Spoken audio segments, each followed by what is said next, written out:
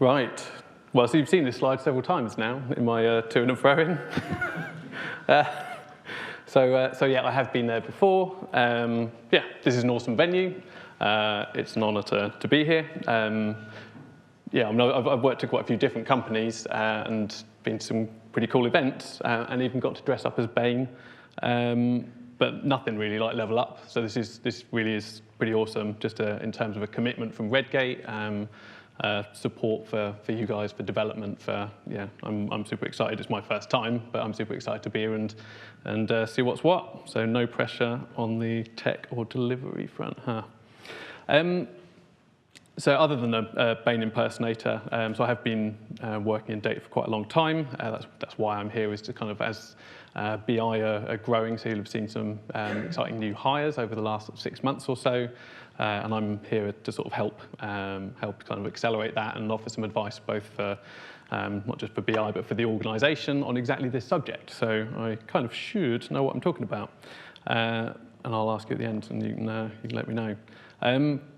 So there's a lot of hype around data as a subject. It can seem quite distant and far off. There's a lot of sort of doom-laden sci-fi robot future that can be a sort of a disincentive, or it can make it feel quite distant from people's daily lives. So the goal of this talk really is to say it's not a special case. It's about as futuristic as this slide. There's plenty of it around. There is plenty of stuff that is kind of far-reaching and future-facing. There's lots of exciting transformative stuff that you can do with data science, but you don't need to do that to be data-driven. You need to be able to look around you. You need to be able to see where it's relevant, use data to help you understand the world and your impact on it. So my hope is by the end of this, you'll feel a little more able, if you're not already getting started with data, that you'll feel able to do that. So on the subject of hype, it is, despite the fact that it's been around for quite a long time, there is still a lot of hype. So you'll quite often find that you'll get some choice phrases uttered from someone sat at the top of that kind of hype cycle, and the effect of those sorts of, being data-driven, those kind of phrases, if you're not already involved, if you're kind of sat there at the bottom of that, sort of wondering what on earth anyone's talking about, is to take you straight into the sort of trough of disillusionment. This is me abusing the Gartner life cycle, hype cycle, for anyone who's not seen that before. But yeah, so the kind of phrases I'm talking about, so the things, yeah, if people are telling you your goal is to be data-driven, or you must start with a hypothesis, or, well, okay, well, now we're using data, that must mean we're 100% certain, right? Like, you've finally got me the truth. So again, they're not helpful statements, generally. Luckily for you, they're at least 50% bullshit. Your goal is not to be data-driven. Data's not your genesis. It's not your purpose, your vision. It's not your motivation. Even for me at work, having spent sort of 15 plus years being in a data role, data's probably 50% of the job, really. The other 50% is making it relevant, making sure that it's contextualized, that it's appropriate, that it's actually supporting what someone's doing. And same point with hypotheses. You can't have an effective hypothesis unless you've observed your universe, unless you've kind of oriented yourself in it. You need to be able to understand what's going on to be able to have some sensible hypothesis. And in terms of certainty, that's, it's a journey. You're never going to get to 100% certainty with almost anything that you do in life, let alone with data. It's about kind of proportionate confidence. So if you're taking a big risk, sure, you want to probably put a lot of hard effort into not just testing early, but being very careful around the measures that you've used, the statistical methodology. But when you're testing little and often, you probably want to be a lot lighter about that. So it shouldn't be a disincentive. And if someone's telling you that they need 100% certainty, I would put that challenge back on them, because it's unlikely that they're able to get there either. So I guess the message really from any of this is that those messages don't take away from the fact that data can be relevant and can be useful for you. It might not replace purpose, but it should hopefully help you get there. It should help you understand if you're moving in the right direction, and at times it will give you the signals that tell you that you might need to reflect and change your purpose. And it might not be the starting point to have a hypothesis, but it can and should be the way that you come up with your hypothesis. Data should be the thing that helps you understand your universe, formulates that initial, or helps you formulate an initial hypothesis. And then once you've got set up with a kind of good information flow, that's the thing that helps you test your hypotheses, come up with your next hypothesis, and keep things moving. I've slightly glibly said that success has a simple test. That's probably also, I could put that in that first category of 50% bullshit. Oops. But the goal really is keeping moving, and that's the simple part. You can labor over p-values, but the one sort of certainty is that the business will keep moving on. We're all employed to achieve things. We all want our work to have meaning.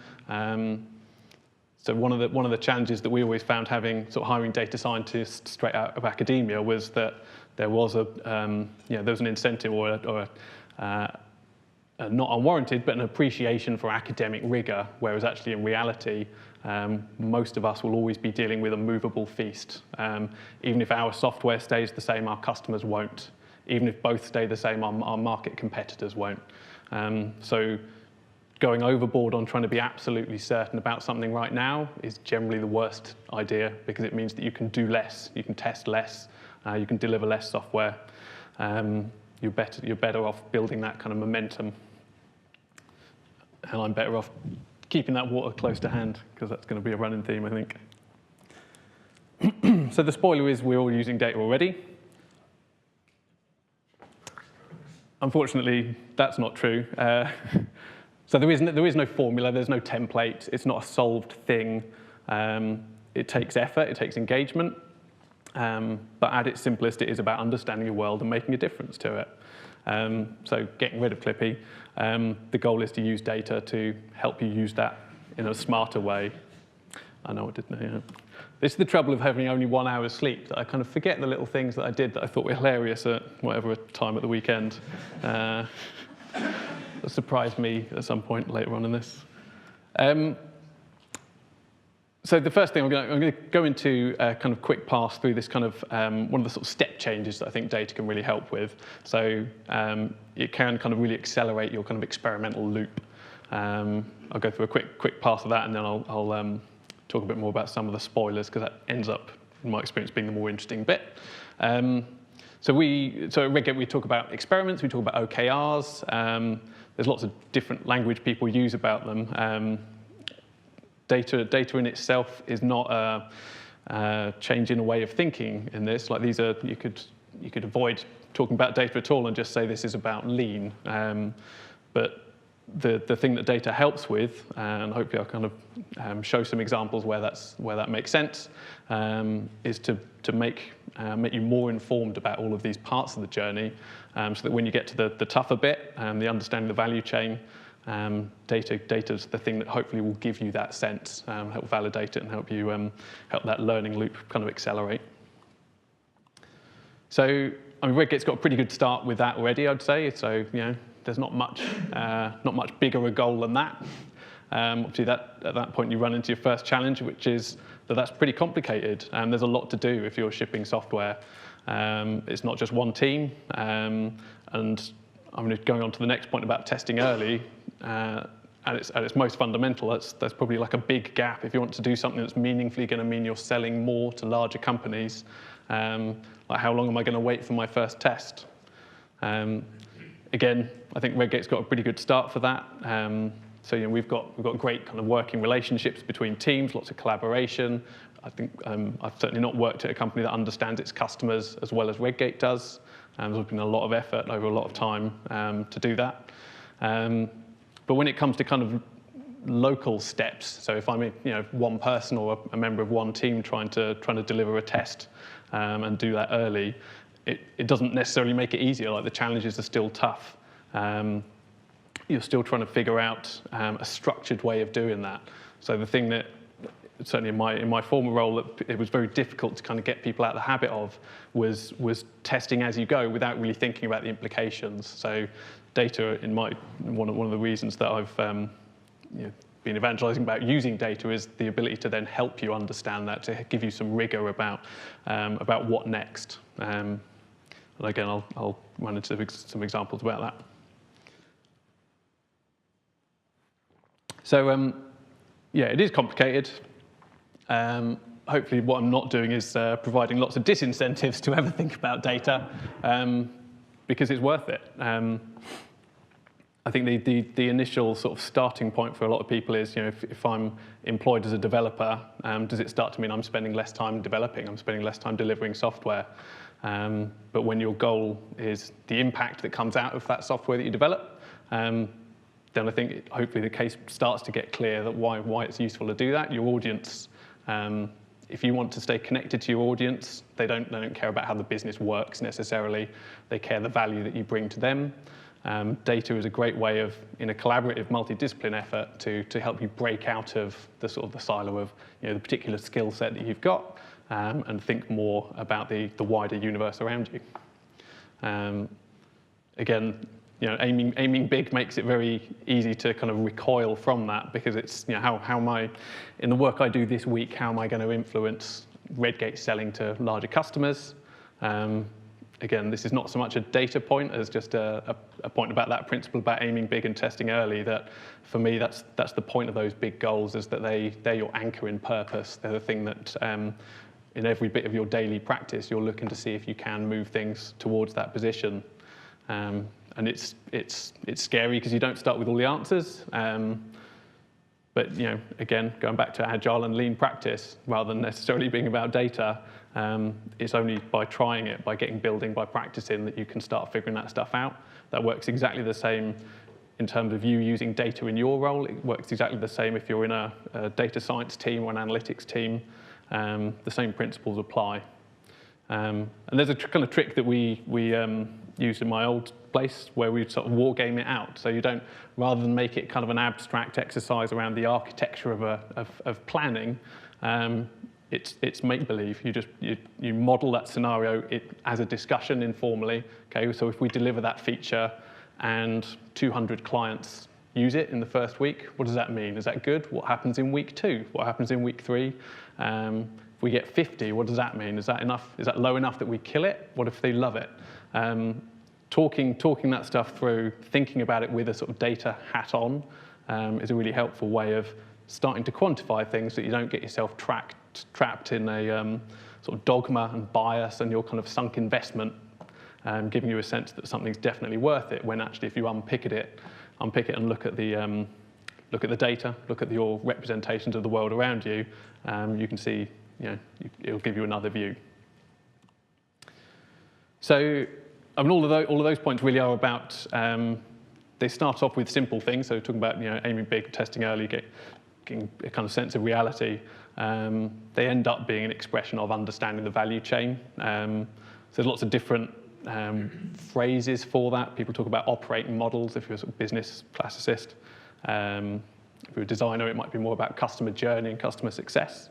But again, with all of these points, the role of getting data in is to look at what that really means. How does it manifest? If you break it down, what are the constituent parts?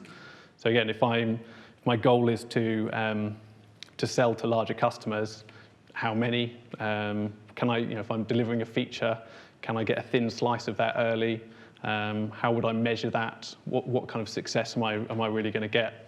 So I'll talk in a minute about some of the cautionary tales about how easy that is to get wrong. But again, practice is your friend with this. So when I've been involved with doing this stuff before, it's the kind of you'll get an early adopter. So let's say you get, there's a feature you want to deliver. You think it's representative of the kind of value that your larger customers want. You've got a kind of a working MVP that you think will be representative of it.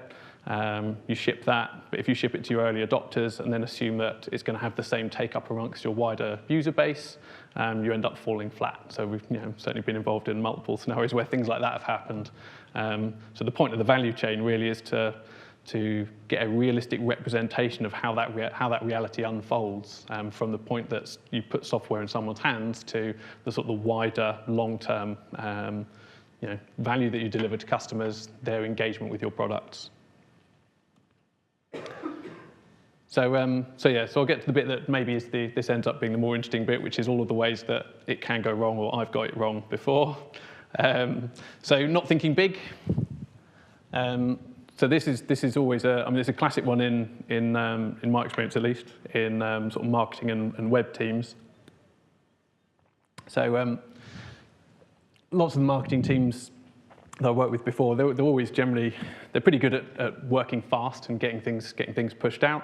But as we started to introduce kind of A/B testing, we ran into, well, in fact, of those 19 out of the first 20, so the first 2 tests that we did, one of those was conclusive. So we had a really clear result. Version A is much better than version B, and then it went downhill.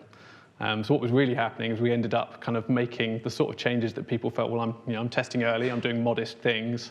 But really, if you're talking about changing one page in a person's experience, or one aspect of one feature, and the goal was about changing retention or changing people's take-up of a product, realistically, we weren't thinking big. We weren't being bold enough. So what we ended up with was just a whole lot of wasted effort. So it took probably 5 months before we could kind of get enough momentum from the business to kind of shake out of that. Because in the meantime, what you end up with is people clutching at straws. So you'd have, I think we need to redesign our onboarding experience and have it as be version A, because it was 30.1% instead of 29.9% of people got to the end of that tutorial. Which was within the margin of error, but if you show people that raw figure, then that's the sort of straw they clutch at, because again, 5 months of effort meant that this must be a good thing.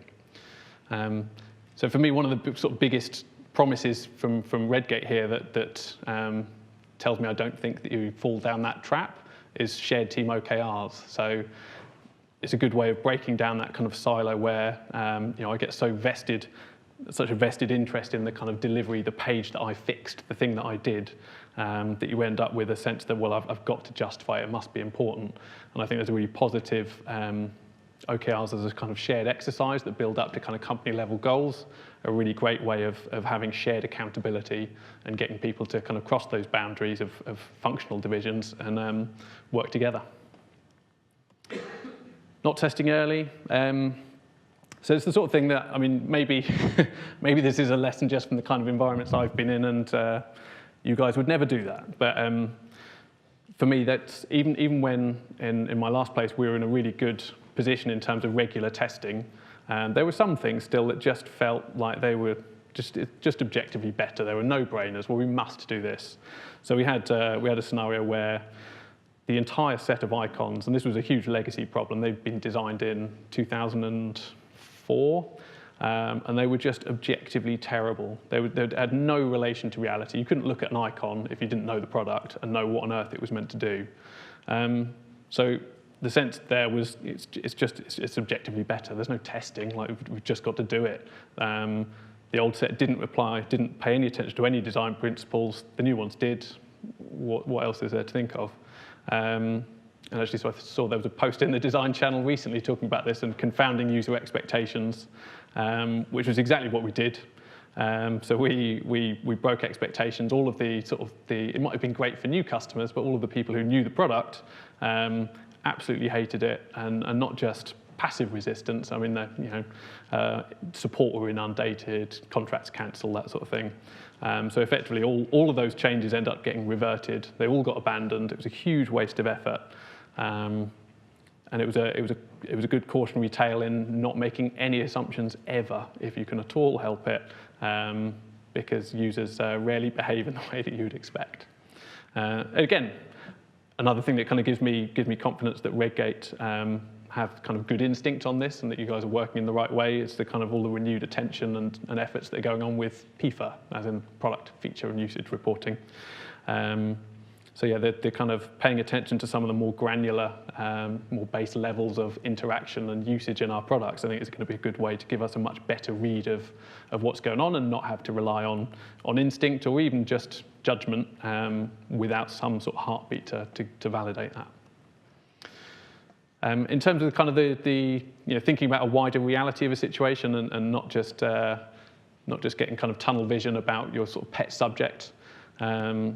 So this was one where it was kind of compounded by the fact that it came from on high. So there was an exec who was quite rightly spotted that we were not doing well with acquisition. he'd been working, it was his responsibility to be in charge of that product. So every sort of failure in testing up until then kind of compounds the need for the next test to do so much more. So what you end up with was committing another million of spend on something that was definitely going to tip you over the edge. But you look at the track record, what was delivered with all the other tests up until then, what was really fundamentally different about this test. It wasn't realistic. It was never going to work. So eventually, depends where this comes from. Obviously, if it comes at an exec level, it ends up being some fairly heated discussions. But fundamentally, following, presenting people with the objective truth of what was going on, the chain of logic, the history. He wasn't paying attention to that, so he wasn't defending against it, and it made for an unnecessarily awkward set of conversations when actually it should have just been people being realistic about what was going on. So again, there's a kind of positive side in terms of how I feel Redgate's future shapes up with this. So some of you have probably already been dealing with Roberto. Most of you probably haven't seen as much of the dashboard work yet, because there's a lot of work involved to get things to a kind of the critical mass that's needed before they can get widely distributed. But you may have already, and you certainly will keep seeing some of this work starting to materialize. So Lottie's been building similarly a dashboard relating to the work she's doing with Alice. So yeah. And then the more complicated one about the value chain. So similarly, this was a case where there was a kind of a vested interest in this must definitely work, because this is a product, right? We don't want products to fail. So we had a product with pretty poor churn rates. So they definitely were a problem. But because they felt like the worst problem, they were the only thing that people focused on. So you ended up sinking months and months and months into trying to fix churn rates, ignoring the wider picture. So our acquisition was not good enough. The monetization wasn't good enough. So actually what ended up happening is one of the analysts built a kind of tool set really to model that universe, to model what was going on. And it was only when the decision makers were kind of presented with that and able to interact with it that they could see, sure, you could get your churn rate doubled, but you will still bleed, you bleed £1 million every 6 months. You're not going to make any money out of it. Once they started to stack all that together and see how those various, the value chain components add up, they started realizing that it was never going to work. So I realised I've probably stuck a whole load of my tales from the trenches, a whole load of depressing stories about how things go wrong. But hopefully the wider lesson to take from it is that at Redgate I don't see that happening. In fact, this is one of the areas of most promise, I think, right now. It's super high profile given Redgate's commitment to in terms of strategy and objectives. And the work that you may have seen, a blog post from Alice talking about this. So Lottie's subscription modelling, I think, is hopefully going to be one of the best ways that you can get confidence that when Redgate's considering how to change business models and how its future evolves, it's a good way of seeing how that reality stacks up, walking into it eyes open. Maybe there's short-term cost, maybe it's right for one product and not for another, maybe it depends on the customers and the markets. But you need to be able to use data to show that and have successive rounds of, okay, well, we've learned some more, now we'll put some more data into that model. So having that kind of data-oriented approach, I think, is always a good way of successively building up a better picture of the universe, rather than in some of these tales from my past life, where people get focused on one thing at a time and end up losing sight of that and not making any progress. So step change is good. Most of the hard work comes in the day-to-day, though. That's where the kind of incremental improvements can hopefully just increase the resonance that data has in the work that you do. So I'll talk about a few of those. The first one of which is it will start ugly. So despite the fact that I've been employed in a data role, so I should expect this challenge every time. But almost always you kind of start somewhere, particularly if it's somewhere who's not, they don't have a BI team, or they don't have anyone who's particularly data literate. They will expect 100% everything is right, because it's just counting, right? Like, it's got to add up. Same as development, where you've got a debugger, that's got to catch it all, right? Well, how can there possibly be failures? So there is an education piece where Humans are fallible. Data's never 100%. There's always going to be issues.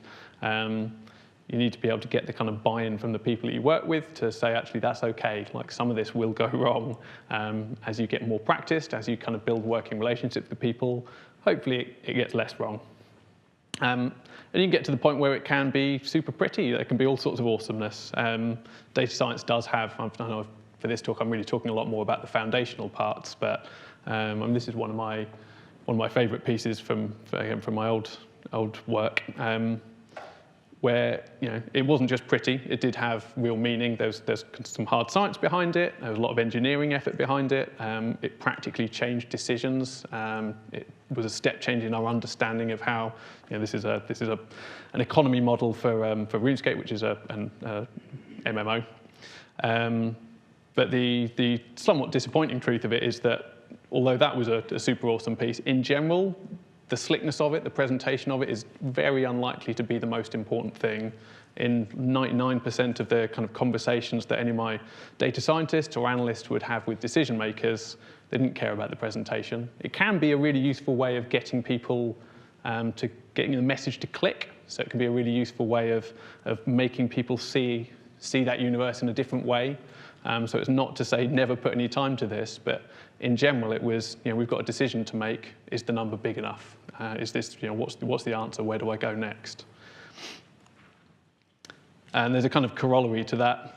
So this was a kind of test that, although it kind of sounds slightly glib, was something that we would really use. So the point behind it really is that we'd have this kind of, as you start to get success, as you start to kind of get more interest, whatever your role is, if you're starting to use data more, you're likely to get people to come to you because they know that you can do data, that you've got some understanding of how that relates to your work in whatever part that is. The risk there is that what happens is people abdicate responsibility for their own domain. So if someone asks you, how many customers are using feature X, if you can say arbitrarily 7 and they go away, they're probably not looking for useful insight. You're probably not using data in a very effective way. So lots of places will end up with this kind of hump area where people are asking for lots of insight, but really what they're going to do is just file it away. They just want to tick a box and move on. So the challenge here is always to make sure that people are engaging. If you say 7 and they call bullshit, that's a good sign. If they don't, you've got a problem. And there's a kind of harder step to that, which is about this, what will the answer change in the world? Is it going to make any difference? Going back to that kind of being realistic and testing early, what if it was 8? What if it was 10? What if it was 3,000? Knowing that there's some impact to that answer is the thing that tells you it's worth putting the time in. Because it doesn't come for free, and particularly if your day job is not data, if you're going to put some time into instrumenting a new feature, or you're going to put some time into retrieving some data and joining it together, you want to know that there's going to be some impact to that. If you know that no answer you give will make any difference, don't do it.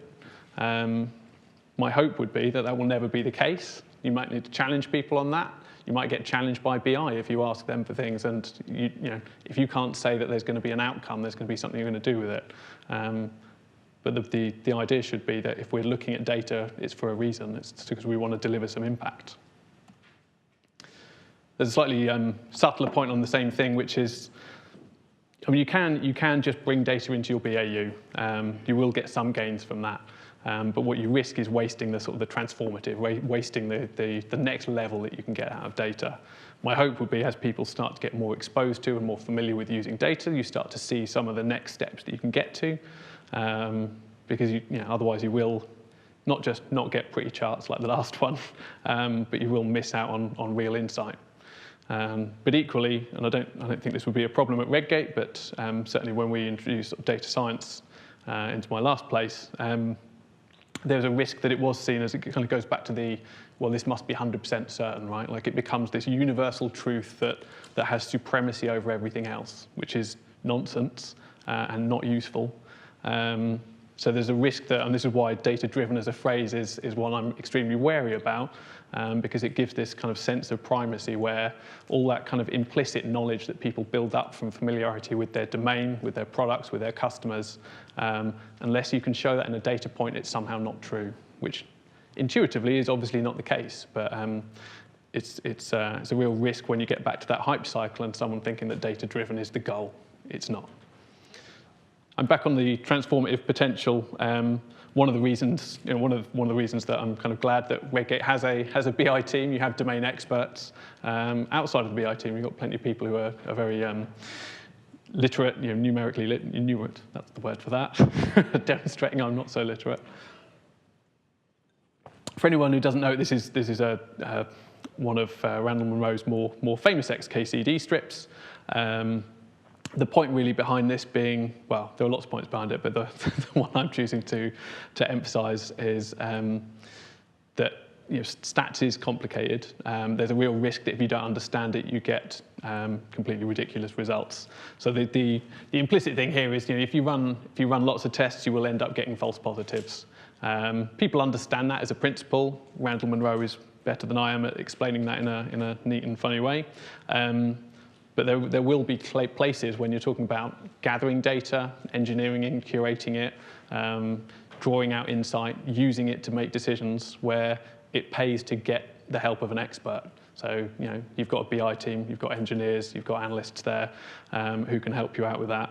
I'm not a statistician. Lottie is. If I ever had some doubt over a stats test, I wouldn't do it myself. I've tried that before. It doesn't work.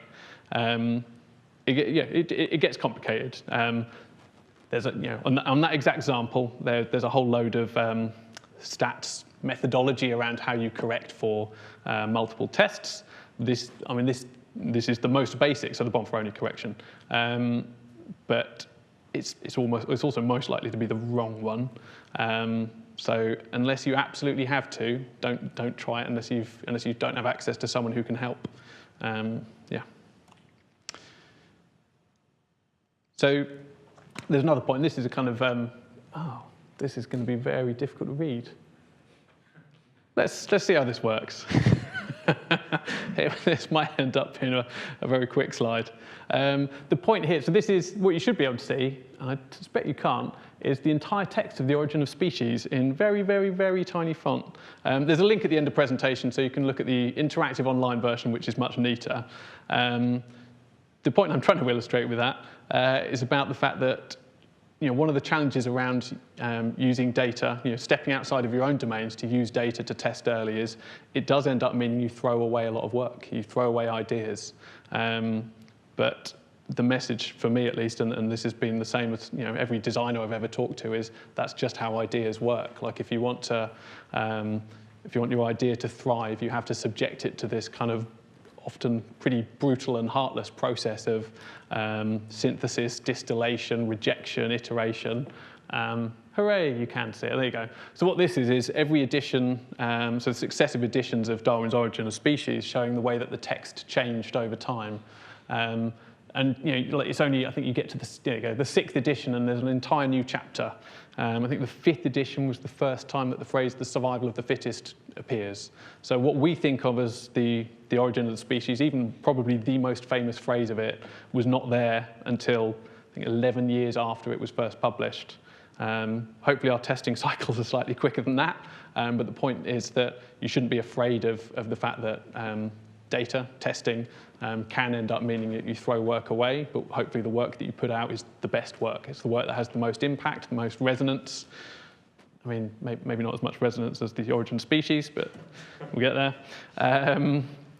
Anyway, so it's been a bit of a whistle-stop tour. It's a very big subject. I've tried to pick tangible things that hopefully make it feel relevant. The message should be get involved, though. Data can be relevant for every stage. The goal of it, hopefully, will be to accelerate your learning. So in the same way as you would in terms of lean and early delivery, you can do the same thing in terms of early insight. even when we've had fairly mature sort of data teams and fairly mature development teams in my sort of former roles, that's been one of the things that's hardest to get across, is you probably always need to get your instrumentation in sooner than you thought. You probably need to start thinking about killing things sooner than you thought, changing them sooner than you thought. It's great to get into that habit of accelerating that, practice it. And in terms of keeping it fresh, so this is really more about, I guess it goes back to that point about confidence rather than certainty. Even the things that you were certain about won't be true in the future. I suppose at its most simple and most macro, you've got the idea of Redgate changing business models. So all of the sort of the stats, even the stats that you thought were the only things that mattered, they probably won't in the future. Things change. So it's worth always re-examining what you've got. Are those metrics the right metrics? Are they still in the position that you thought they were? Context. Generally, it's all about context. I would have said caveats, but context is a slightly more positive way of phrasing that. So yeah, there you go. Now you're all data-equipped, laser-beamed robots marching into the future. Have you got any questions?